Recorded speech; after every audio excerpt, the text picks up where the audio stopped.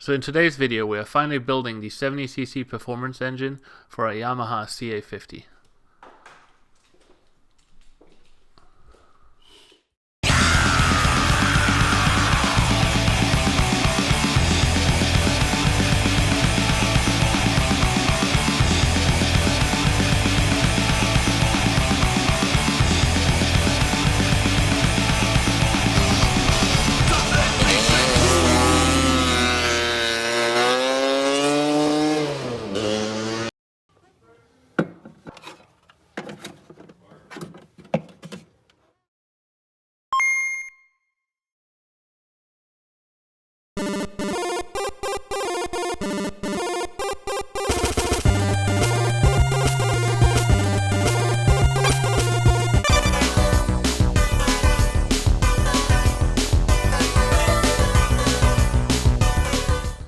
The engine we're building is based on a European Minarelli engine. This one specifically comes out of a 2003 MBK Ovetto, also known as the Yamaha Neos, which is originally an AC engine. Before getting started, I need to flow the cases and also get them ready for the oversized reed valve that we're using. And in order to make sure I get good flow, I gotta replicate the same thing on the other half of the cases. Many of the parts for this build have been provided by Diabolo.lu Performance Parts out of Luxembourg, a really good friend of mine, and a former scooter shop where I spent my weekends at. So they decided to send us the Polini Big Evolution reed intake, but as mentioned before, there's a lot to take off of the cases in order to make this fit.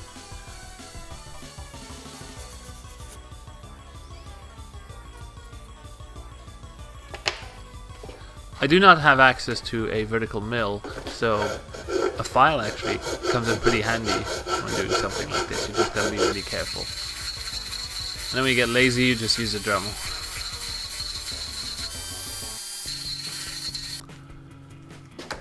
Once the reed valve fit, it's time to just clean up the edges and take some social media pictures. In order to increase flow, I cut this little pocket into the cases towards the intake ports of the cylinder. This is a modification that's become almost standard now in building a fast Minarelli engine.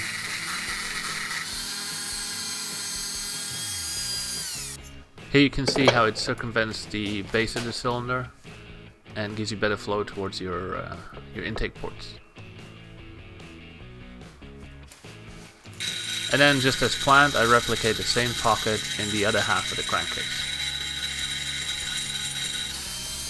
When I sanded it and smoothed it out, I found out that I break through the aluminum. So what I did is I put some steel reinforced 2-component epoxy on it, which I then needed to let dry and smoothen out again.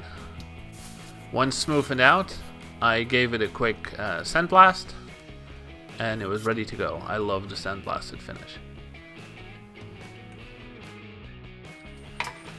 With the engine cases cleaned up, it is time to install the bearings. In order to do that, I heat up both sides of the crankcases, put my bearings in the freezer, and then they really nicely just pop right in.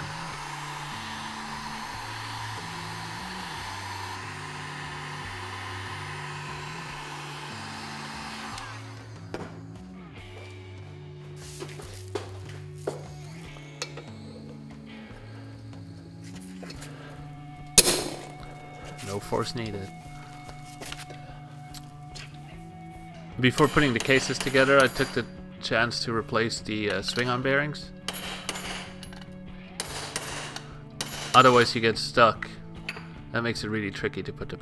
To have the engine house come together really cleanly, I used the original dowels that came with it. I cleaned them up, put some anti-season grease on it. That should make it easier to split them again if needed.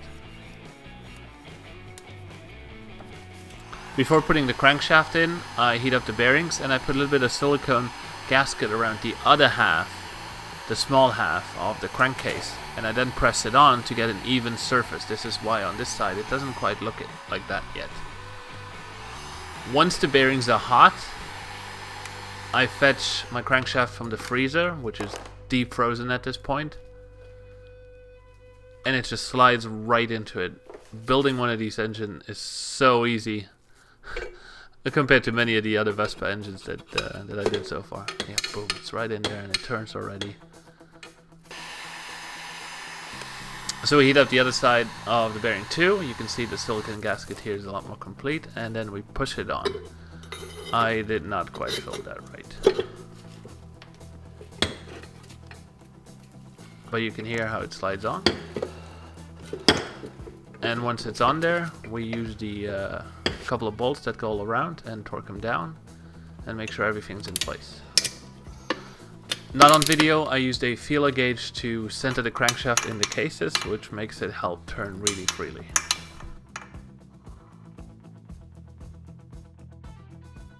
To show the process of mounting the cylinder, I moved it into my vise, which makes the whole thing a lot more visible. The piston we're using is a single ring with a graphite coating on it. According to this gasket, there was 0 port matching to be done. The reason is we're using a Do It Plus cylinder by Top Performance, who works hand in hand with Motori Minarelli. This specific cylinder has been cleaned up and ported by MVS here in the US. One of the concerns I had on this engine was compression, and I wanted my squish band to be not too tight, especially because this is a street build. We're going to ride this on the street a lot, and I just want to save it from overheating. Plus, it's a cast iron. After having squished a piece of solder against the combustion chamber, it was possible to find out then for me how tight the squish band is by simply measuring the edges of that piece of solder. Here we're looking at 1 millimeter exactly. I did reduce this with a different gasket to 0.85 millimeters. After all this was done, I torqued down the cylinder and I got ready to mount all the little extra bits that come with water cooling. One of which is a temperature sensor that sits right on top of the cylinder head and measures your temperature there, which is the highest point.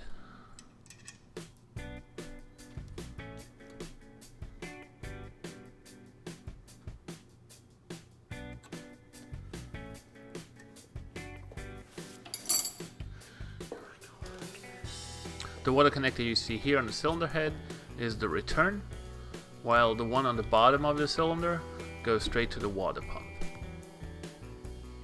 This is the one here. The water pump mounts right next to it. We're going to use a mechanical water pump for this.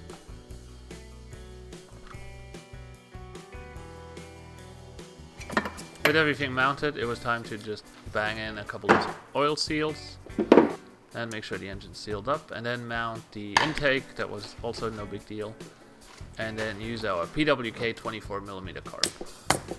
Plop. And we actually should have a sealed up combustion engine right there. Now to how to mount the transmission. 2 bearings, new seals, some oil, primary, secondary, cover, done. As for the ignition, I came across this HPI in a rotor, which I absolutely needed to have for this build. They're very easy to mount, so you just have your base plate, your stator, which this one comes with an extra 10-watt coil, and your rotor. I put the rotor on with the studs that I used to drive our mechanical water pump.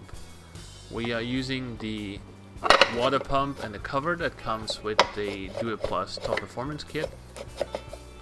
At this point, this is really just a mock-up because I want to make sure that the mechanical water pump works, but also the ignition needs properly timed. So it was at this point where we thought we made progress, but we realized the wheel we got for Zuma does not fit. The actual drum brake is too big, so we had to look for another wheel. But that's not all.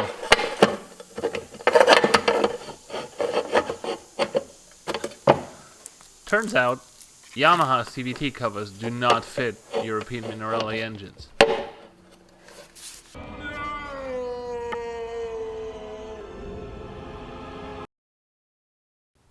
So this is where I hit a little roadblock and I needed to sort some parts from left and right. But that is for another video. There will be timing, there will be drilling, there will be grinding, and there will be a lot of looking good. And you know what? Maybe there will even be spark. And don't forget to comment, subscribe, and all that good stuff, and I will see you in the next video.